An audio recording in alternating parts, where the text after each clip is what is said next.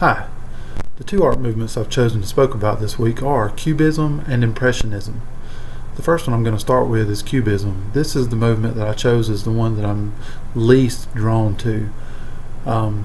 Cubism, as you probably learned this week, is a pictorial composition over a personal expression. That's sort of the focus of it. It's not about expressing the artist's views, and it's not about trying to convince the viewer of a specific political purpose. It's strictly just breaking down images and putting them back together. Picasso is generally considered the inventor of this movement, although Braque was also involved in the initial legwork of it.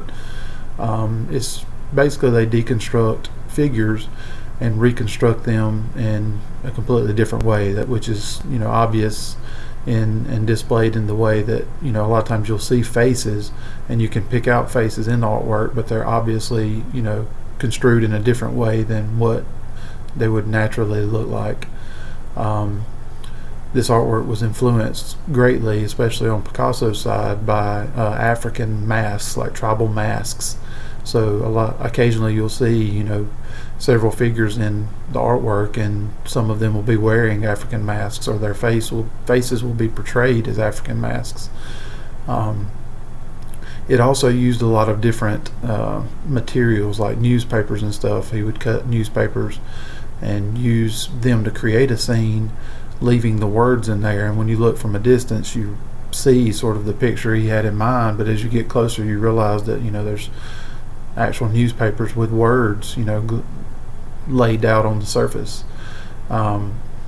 This kind of artwork, to me, is the reason I'm least drawn to this, is because it's hard to look at this artwork and tell exactly what the artist intended, and like I say, if it's intended for no personal expression and strictly just pictorial composition, then it's that's exactly what it's meant to be. It's not supposed to be analyzed, and you're not supposed to gain a whole lot of feeling from it. The second one that I chose was Impressionism. Claude Monet is probably the most famous of the founders of this movement. This movement sought to portray a scene as the eye would see it, but without swaying emotion or politics or anything. It was strictly just for visual delight, just being able to see this picture as he saw it at the time he was painting it.